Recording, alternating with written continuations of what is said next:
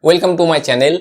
In this video, I will be explaining about effects of cold working on metals.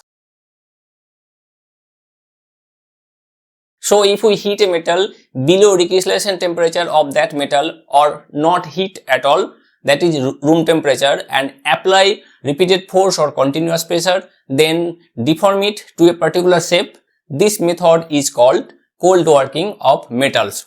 So after cold working, many changes occurs in the metal. These are called effects of cold working. So I will discuss about them one by one. The first is increased strength. Due to cold working of metals, the strength and hardness of the metal increases. So we get a tougher material than the previous. Next is improved yield and tensile strength. Generally, after doing cold working, the yield strength and tensile strength increases in the metal.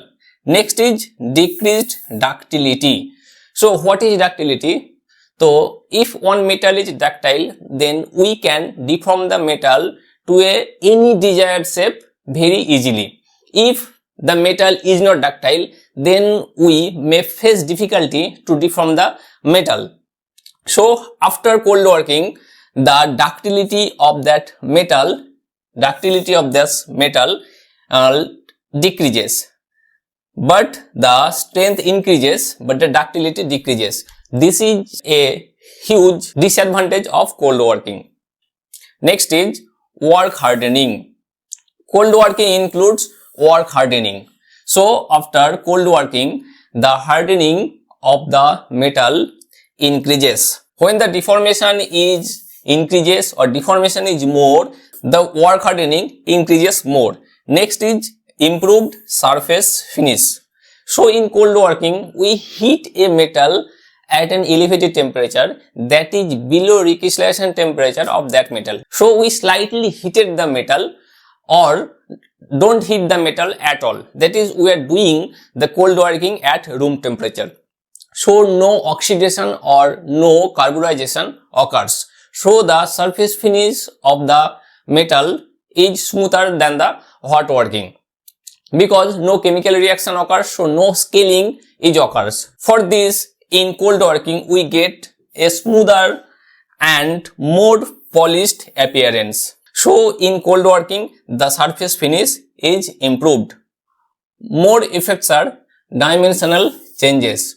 We are doing cold working and deforming the metal to a required shape or particular shape. So the dimensional changes occurs. But we can easily control the dimensional changes because we heat the metal slightly or not heat at all. We are doing the operation at room temperature. So we can easily control the dimensional changes or deformation of that metal because we are not heating the metal at all or heating the metal slightly. So some processes are rolling and drawing. In these processes, thickness or diameter of this metal is reduced. Next is residual stresses. So in cold working, the residual stresses inside the metal increases because the work is being done in cold environment. So the residual stresses increases. Cold working introduces residual stresses within the material. These internal stresses can affect the stability and performance of the metal. So residual stresses generally affect the metal from inside. So this creates a huge impact on the material. Next is increased hardness depth. So after cold working is done, the hardness depth of the metal increases. In cold working, only in cold working, the hardness depth of the metal increases.